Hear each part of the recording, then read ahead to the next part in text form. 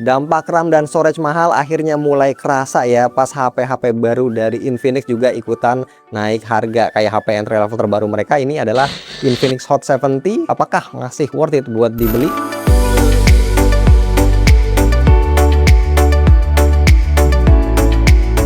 Bismillah, alhamdulillah kita ketemu lagi bareng gua Romi. Ini dilihat dari gaya dan bahasa desainnya, juga dari materi promosinya udah jelas kelihatan kalau HP ini punya target market anak-anak muda. Dynamic Shine Design with Velvet Smooth Finish jadi tagline-nya, dan dia punya ada 6 pilihan warna yang gonjreng-gonjreng. Nah, untuk paket penjualannya dia masih lengkap ya, ada casing transparan yang pinggirannya match sama warna HP-nya. Tapi jujur vibes-nya itu jadi kayak casing di ITC Roximas gitu ya. Terus juga ada batok charger 45 watt dengan kabel USB A to USB C.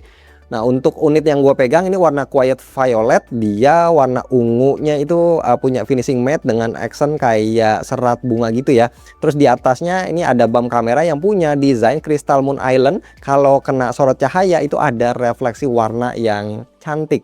Di dalam bump kameranya ini juga ada aktif halo lighting yang bisa kita nyalain kalau kita flip HP-nya, kita pakai buat main game, ataupun pas ada notifikasi, pas ngecas, dan juga pas baterainya itu low. Nah, untuk backdoornya ini udah anti fingerprint, jadi nggak bakalan ada bekas sidik jari yang mengganggu. Framenya punya desain flat dengan curve di setiap sudutnya ya. Di kiri ini ada SIM tray dual SIM plus ada slot micro SD. Kalau di kanan ada tombol power yang jadi satu sama sensor fingerprint, dan satu tombol berwarna orange yang bisa kita atur nih fungsinya. Kalau di atas ada grill speaker, dan di bawah ada satu mikrofon, ada port charging USB-C, dan juga grill speaker. HP ini cukup bongsor ya, panjangnya 16,7 cm, lebarnya 7,9 cm, tebelnya 7,49 mm, dan bobotnya 195 gram. Jadi masih termasuk aman ya kalau kita mau pegang pakai satu tangan, walaupun kayaknya buat dipakai daily tetap sih wajib pakai dua tangan. Walaupun ini HP entry level, bodinya udah ngantongin sertifikasi SGS 5 star drop resistance, tahan benturan, termasuk tahan air ya, dan juga debu di IP65 ratingnya. Nah, layarnya nih pakai panel IPS 6,78 inch, resolusinya HD plus 720 x 1576 pixel. Refresh rate udah 120 Hz, peak brightness-nya di 700 nits aja, touch sampling 240 Hz. Nah, untuk bezelnya, nah ini masih cukup tebel dengan punch hole kameranya ada di tengah. Kualitas layarnya ini ya khas HP-HP entry level, detailnya masih enak sih dilihat, walaupun tetap akan terlihat beda kalau dibandingin sama layar Full HD. Cuma ya overall menurut gua ini masih enak dilihatnya, nggak kayak lagi ngelihat layar HP murah lah. Untuk speakernya dia udah stereo ya, ada di atas dan juga ada di bawah. Kualitasnya udah cukup baik, apalagi kalau kita bandingin sama HP-HP sekelasnya yang masih mono.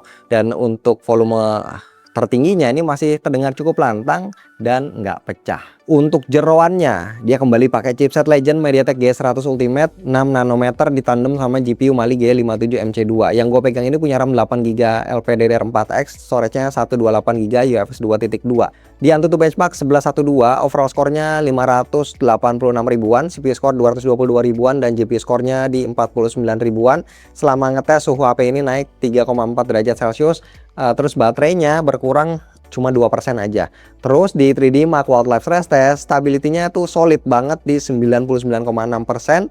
Base loop skornya 1442 poin, lowestnya 1436 poin, dan suhunya naik 4% dengan baterai berkurang sebanyak 4% juga. Jadi ini handphone stabil banget dan daya tahan baterainya mantep. Untuk baterainya walaupun ini tipis, tapi di dalamnya ada 6000 mAh. Ya, ini kebetulan gue pakai sebagai secondary driver ya. Ini biasanya baru ngecas di hari ketiga. Nah, ngecasnya juga cukup cepat ya, ada 45 watt dan bisa reverse wireless charging juga di 10 watt. Kalau dipakai buat main game ringan kayak Clash Royale itu udah aman banget ya, dan respon layarnya pun decent ya, nggak mengecewakan. Nah, buat main Mobile Legends gua set di map quality ultra, efek quality high, frame rate-nya super, dan resolusinya di standar karena kan ini layarnya masih HD plus ya. Nah, buat main game ini itu juga terasa solid, nggak ada lag, frame rate-nya lancar, suhunya juga adem. Gue juga mau apresiasi buat OS-nya ya, karena sebagai HP entry level yang sebenarnya chipsetnya nggak terlalu yang tinggi-tinggi amat, tapi XOS 16 berbasis Android 16 yang dipakai di dalamnya ini terasa effortless, terasa smooth banget. Jadi bener-bener bikin kita nyaman untuk pakai HP ini sehari-hari. Kalau kita scroll-scroll kayak gini tuh terasa smooth banget ya, buat chatting, buat medsosan, itu lancar, pakai banget ya. Ini melebihi ekspektasi gua aja gitu ya. Depth effect wallpapernya ini juga menarik. Untuk update-nya pun mantep ya, udah dikasih 3 tahun untuk versi Android dan 5 tahun untuk security patch. Kemudian bloatware-nya ini juga nggak terlalu banyak dan bisa kita langsung uninstall aja. Dan ada one tap button. Nah, ini untuk single tap-nya berfungsi sebagai one tap flash memo. Di sini dia tuh kayak bakal screenshot dan ngasih rangkuman dari screenshot tersebut. Untuk long press-nya kalau kita tahan lama itu ada beberapa fungsi yang bisa kita atur. By default fungsinya ini untuk manggil AI mereka yaitu Volex. Dan untuk AI-nya sendiri jujur ya, Infinix ini nggak pelit karena ya kita bisa lihat beberapa fitur AI yang biasa kita gunain itu ada di Infinix ini. Bahkan di galerinya juga ada AI Studio, beberapa fiturnya ada AI Flare Remover, Shadow Remover, Reflection Remover, AI Eraser, dan juga AI Extender. Setiap pembelian HP ini pun udah bundling sama Google Gemini AI Plus dengan Google Drive Storage 2TB selama 3 bulan.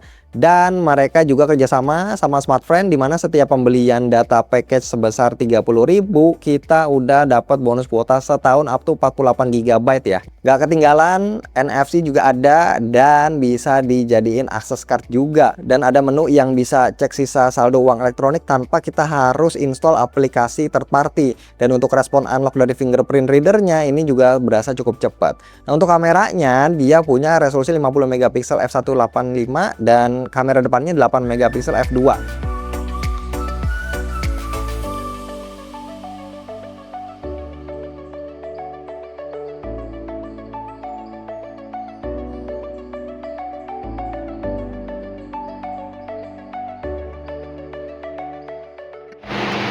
Oke, ini perekaman kamera belakang di 2K 30 fps ya. Ini stabilisasinya tidak aktif teman-teman. Jadi kalau mau lebih stabil harus turun ke Full HD di 30 fps. Kita akan coba ya. Nah, ini dia, harusnya lebih stabil ya, tapi resolusi turun ke Full HD 30 fps seperti ini ya.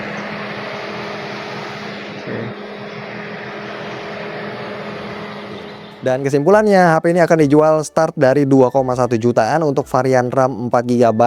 Ya jujur performanya untuk daily use-nya udah melebihi ekspektasi lah. Dan kestabilan untuk main gamenya juga udah berasa oke. Walaupun ya untuk harganya ini ada kenaikan, tapi menurut gua masih cukup oke lah. Ya gue paham banget karena biasanya Infinix kalau ngasih harga itu terjangkau, bahkan bisa dibilang kemurahan. Tapi kali ini dengan harga dolar naik ya, terus juga harga memori naik, makanya mau nggak mau akhirnya kita harus merasakan Infinix Hot Series termasuk Hot 70 ini juga naik harga. Ya mau gimana lagi, tapi alasannya memang masuk akal.